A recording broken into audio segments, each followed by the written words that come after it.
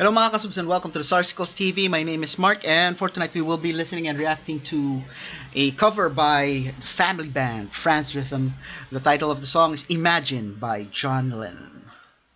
Salamat goes to Alternative History 45. Thank you for this recommendation. Also extending yung gratitude natin to all our viewers and subscribers. Maraming salamat sa inyo.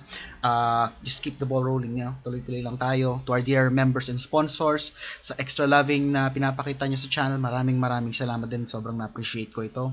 And finally, do check out our two other channels, Posh and Helio and Catherine Daily Vlog. And without any further delays, let's give this song a go in 3, 2, 1.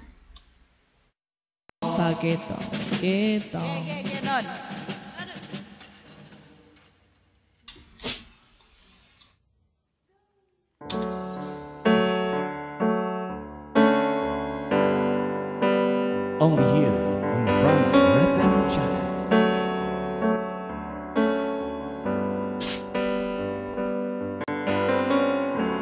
Imagine there's no heaven. It's easy if you try. No hell below us. Above is only sky.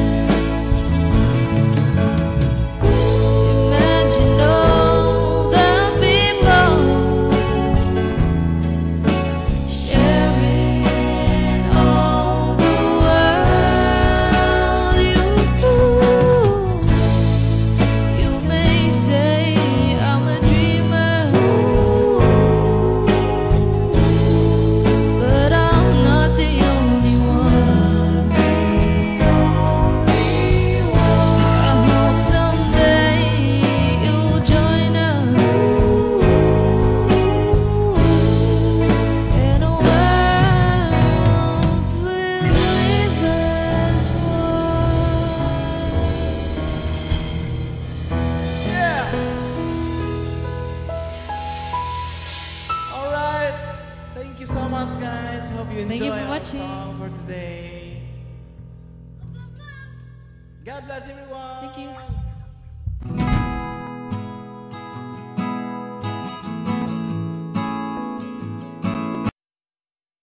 And that is the end of the song. So the video finished around 4 minutes 35, tapos it still continues to play up until 5 minutes 12. So ito parang more on yung additional videos lang where ayan no, bagong bili. Bagong bili na brand new Fender Strat. Look, if you notice, iba yung pickup configuration ng Strat. Sorry, balikan natin Oh. Ang Strat kasi, ang Stratocaster, ang pickup configuration niya, conventional tatlong single coil. So there's one sa neck, isa sa gitna, and then one sa bridge. Pero if you look closely sa bridge part, double na single coil. So medyo mas modern na na Stratocaster. Yan. Kaya yan, malaking difference yan in terms of the tone. So let's see. Kailangan natin balik. Is this the same guitar she used sa ay oo. Bininyagan niya. Ito yung, so I'm guessing ito yung parang yung what do you call this? Ito yung first song or yung one of the first songs na ni-record nila with her new guitar. So congratulations. Gusto ko lang makita kasi yung pickup configuration just to be sure na ito yun. Ito nga yun. Ayun there's that black single coil na nakapares sa puting single coil naman. So exciting naman. So there are some shout outs. Ayan. So it is from one of their supporters. Ayan, so merong bagong guitar and also new cymbals. So hindi ko kabisado yung cymbal setup, so hindi ko alam kung if it's an entire set na pinalitan or it's just a particular cymbal. Kasi if you notice, although Zildjian lahat ng brand, yung product line is different. So this one may A, eto hindi ko alam kung this one is also different. Kaya ayan. So happy for them na yun, there are supporters who do provide them with funds para sila ng invest sila on equipment para yung syempre aside from better what do you call that, yung better na sound, also yung rin yung nakaka kasi ng moral, 'di ba, yung nakaka-uplift, mas kumbaga anong tawag doon, yung mas gaganahan, you'll be ano ba tawag doon, you will feel hindi ko na teka lang, asan yung always on top na yan, tanggalin nga natin. Okay, so they will feel na talaga yung yung loving ng natin, ng mga followers nila. So salamat sa suporta niyo sa Friends Written. So ito, medyo may konting adjustments na naman tayo. So ito yung you may have noticed for this week, this is my first upload, and there's a reason behind that. Yung namin, yung internet service namin is really bad. Bad to the point na I had to use, what do you call this? Mobile internet. Tapos yung mobile internet naman, ganito siya kapangit. So it disconnects from time to time. Kaya if I used yung if we watch the video through streaming, very bad talaga, yung may intermittent stuff, magpo-pause and what have not. So what I did was I downloaded it so that I can just play it, di ba? Ang problema naman, you may have noticed then, audio-wise, dire-diretso siya. Audio has no issues. But yung drama was with the video, nakita niya, di ba, nagpo-pause, may mga, basta parang ang bagal mag-switch ng, yung parang ang baba ng frame per second niya, konti lang, kaya parang yung movement, putol-putol, and also, pasensya na. But I do encourage you na if this is your first time watching their video or kung gusto nyong panoorin ulit, the link to the original video is in the description of this video. Check it out na lang doon. Okay? Ayan, dami palusot. Anyway, so punta tayo let's proceed with my reaction.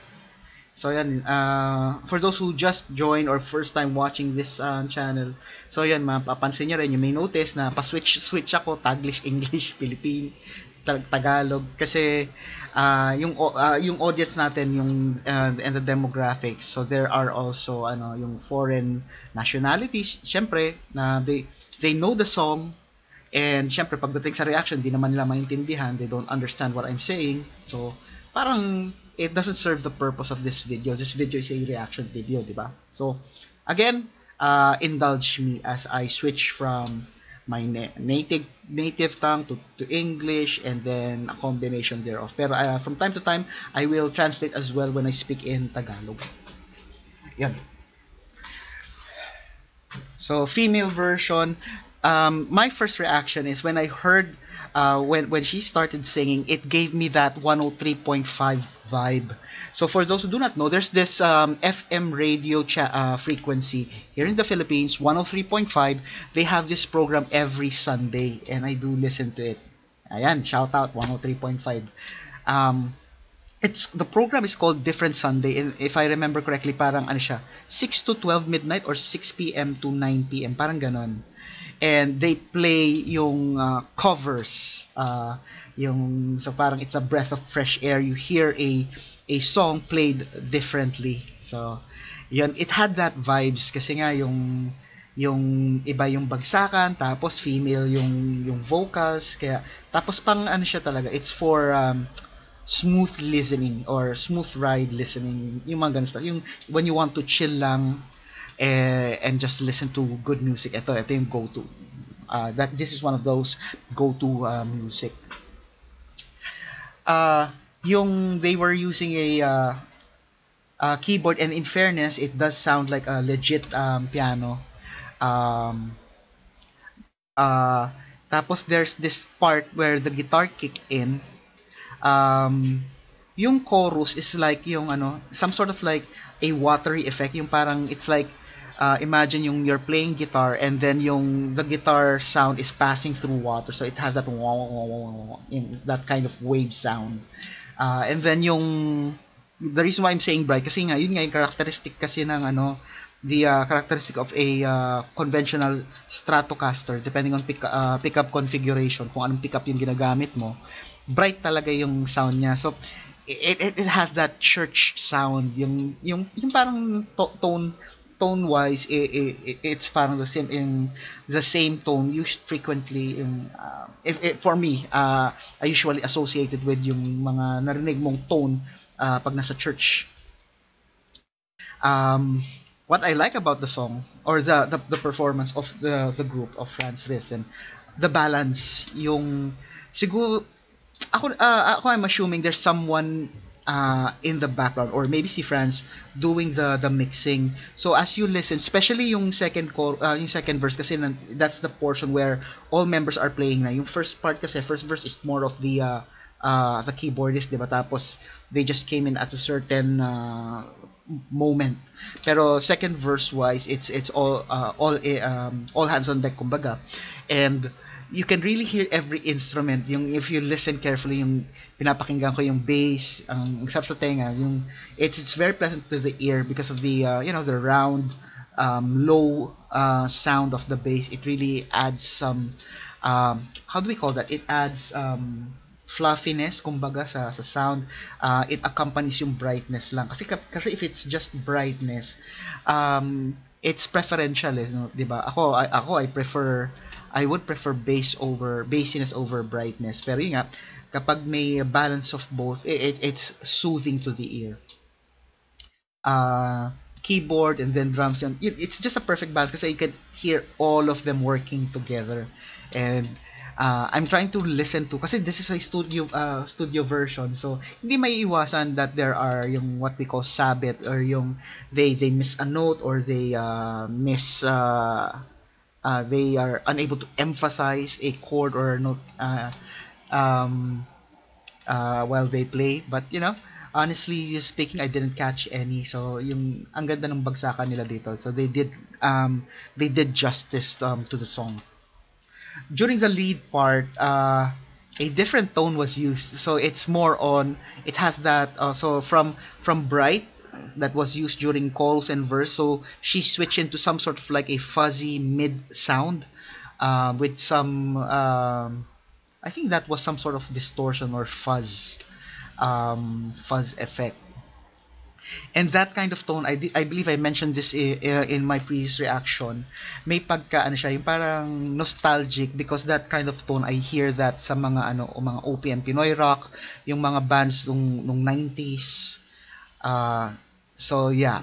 And so I'm not sure if it's because of her yung influence to her by that particular genre, or maybe it's just her distinct preference. Pero yun, I'm not saying it's good, I'm not saying it's bad, I'm just saying it's distinct na yung when you hear it played in a cover, you will have that idea, ay si to sa Franz Rhythm na sound to. And there you have it. That is my reaction. Let me know what you think. Leave it in the comments if you haven't done it yet. These are the stuff you can do. Let's make it bigger a bit. So these are the stuff you can do to show loving to our channel, and do as many as you can. I would appreciate that. Don't forget to tell your family and friends. So I start responding. Family and friends about the Sarsicles TV. Sharing is caring, and most importantly, stay safe, everyone. I'll see you on the next video.